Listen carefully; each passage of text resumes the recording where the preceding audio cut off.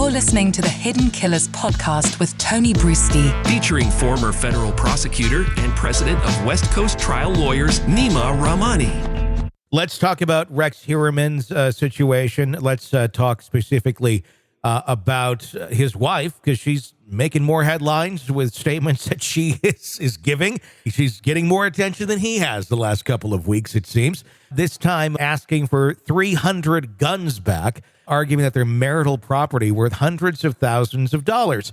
Is this someone who's just completely tone deaf to what's going on around her, or is this really bad representation that's saying, yeah, you need some money, let's try and get those guns? I couldn't believe it, Tony, when I first read it. I'm like, this has to be a joke, right? Yeah. I mean, here's someone that, talk about tone deaf. I mean, her husband is one of the most hated men in the country, responsible, at least allegedly, for countless deaths of sex workers and counting. Mm-hmm. And, the question was, what were you doing during the time? I mean, allegedly she was out of state, but, her hairs are at the scene. Yeah. So she's kind of wrapped up in all this, number one. And now, her husband has basically like an armory of weapons.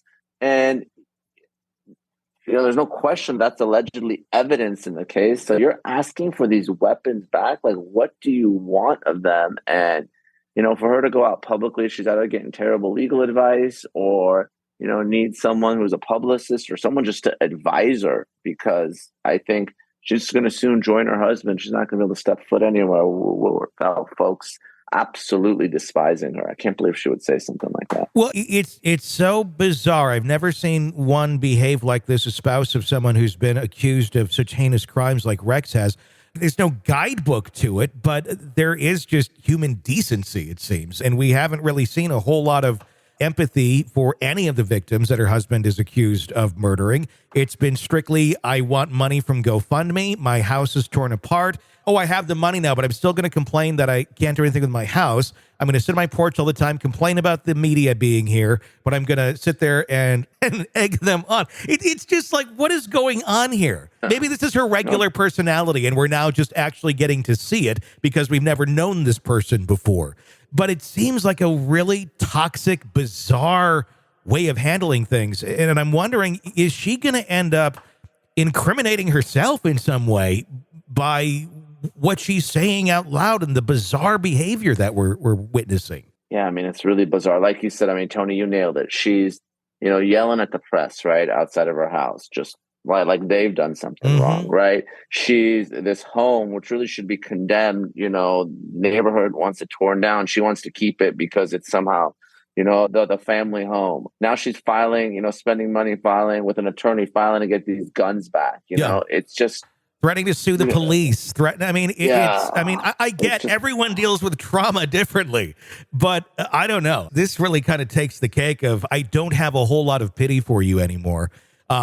Just because I'm really starting to question, what did you know and when did you know it, if anything? I really think that should be... And your husband has Uzis. He's got like all sorts of like weapons, which are just completely unlawful under New York law. I mean, these aren't like just, hunting weapons. I mean, there's so many. He's got these ancient guns from other countries. I mean, it's just Tommy guns. I mean, it's really insane, If she didn't know that her husband was involved in killing sex workers, I have a very hard time believing that she didn't have knowledge that he was at least seeing them and engaged in other shady activity. That's just my opinion. I have a very hard time believing that at the very least that was not a part of her knowledge of who she was living with.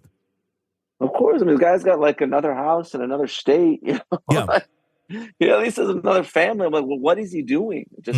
I mean, really bizarre behavior by a bizarre woman. It does start to put in the questions of complicity to a certain extent as well, I think. Almost like what we were talking about with the case of the mommy blogger and dad who is claiming he had no idea. Just claiming you have no idea or you were out of town, that to me does not seem like a very strong defense. Although nobody's prosecuting Asa or anything like that right now, but just on the surface, I'm out of town. Well, every single time he was killing someone, you were out of town. Every single time he was seeing a prostitute, you were out of town.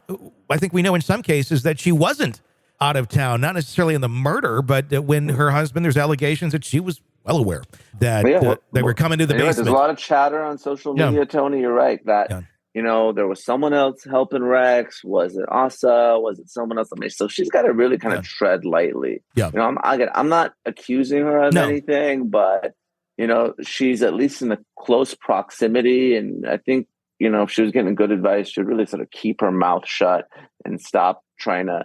First of all, I mean, the argument has no merit when it's been seized as evidence. Number one, those are all, either used potentially evidence that was used in murders or weapons that were possessed unlawfully. So she doesn't have a legal right to them, but to kind of kick up dust here, not the smart thing to do. You're consuming the Hidden Killers podcast. Want more? Start binging on all of our true crime podcasts right now through Apple Podcasts and get an ad-free experience when you sign up to be a True Crime Today Premium Plus member exclusively on Apple Podcasts. More of the Hidden Killers podcast dropping soon. Press subscribe now.